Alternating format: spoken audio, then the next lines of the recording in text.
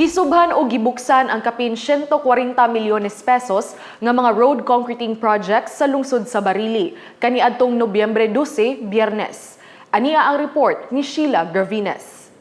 Kinatibuk ang 140 milyones pesos nga balor sa mga proyekto alang sa pagpasiminto sa kadalanan nga gigastuhan sa Kapitolyo alang sa lungsod sa Barili ang gisubhan o gipasugdan pagpatrabaho. Sa maong kantidad, 103.2 milyones pesos ang gi-groundbreak ni Gobernador Gwendolyn Garcia niadtong miaging Biyernes, Nobyembre 12, atol sa iyang pagbisita didto.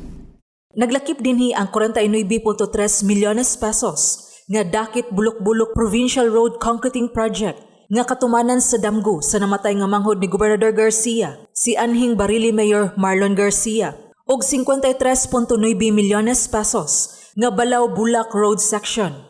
Samtang ang nahibilin nga 37.7 milyones pesos niini ang nahuman na og semento o giinagurahan usab ni Gobernador Garcia sa samang adlaw.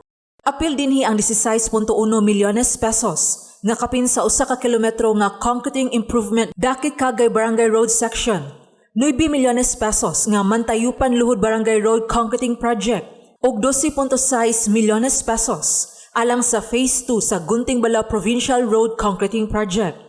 Kauban sa gobernador sa pag-inaugurar o pagsubo sa mga proyekto, sila si Kongresista Pablo John P.J. Garcia, Barili Councilor Pablo John Garcia IV, Bukal Victoria Corominas Toribio ug Bukal Jimbo Borgonia.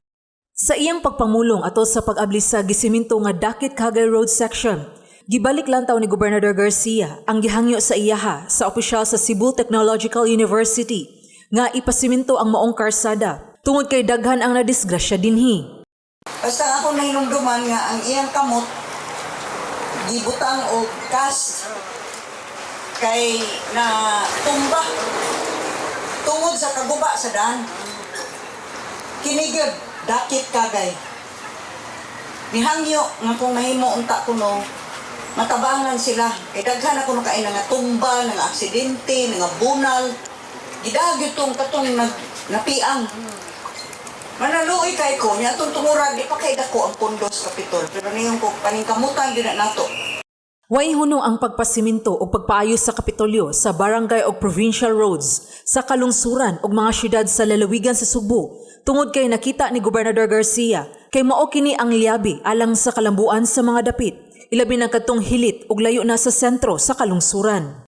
Nasayod si Gobernador Garcia nga daghan ng mga karsada ang nangaguba na dihang wala na siya sa pwesto sa pagka-gobernador sud sa unom ka tuig. Unya sa dihang nawa ko, awa sa atiman. Nagtikaguba ang daan, apan wag yun na hitabo.